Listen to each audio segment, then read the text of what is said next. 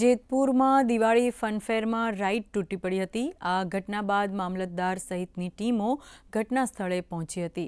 આ અંગે ઇન્ચાર્જ મામલતદાર આશિષ બાખાલિયાએ જણાવ્યું હતું કે રાઇડ્સની ટ્રોલી તૂટી પડવાની ઘટના બાદ તમામ રાઇડ્સ બંધ કરવાની સૂચના આપી દેવાઈ છે, તેમજ યાંત્રિક કમિટી દ્વારા તમામ રાઇડ્સ ચેક કરવામાં આવશે।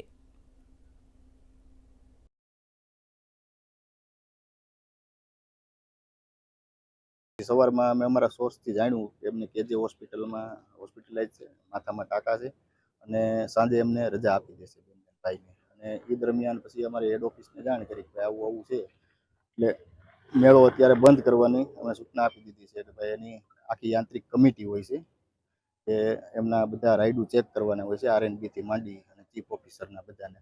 એટલે હવે એમને મેળો ચાલુ કરવો હશે તો એમને પહેલાં એમના બધાના અભિપ્રાય લેવા પડશે, પછી એમાં પ્રાંત સાહેબ નિર્ણય લેશે। એટલે અત્યારે હાલ તુરંત મેળો બંધ કરવાની સૂચના આજે જ પણ અમે પાછા યાંત્રિક કમિટીને જાણ કરી છે અને બીજા એ લોકોને બોલાવી અને તમામ સૂચનાઓ આપી છે કે ભાઈ જે ખામી હોય કે જે પણ જરા પણ લાગશે તો અમે તરત એને નિવારશું અને જે આગળ જતા આવું જે થયું કરવાનું કે ભાઈ સંજોગો સાથે થયું કે જે ગણીએ પણ એવું બીજી વાર ન થાય અને તમામ અત્યારે કામે લગાડ્યા છે અમે કે બધું ચેક કરો અને પૂરેપૂરી સેફટી હોય તો જ અમે ચાલુ રાખશું, નહીં તો અમે કરશું નહીં, આગળ નહીં વધવા દઈએ।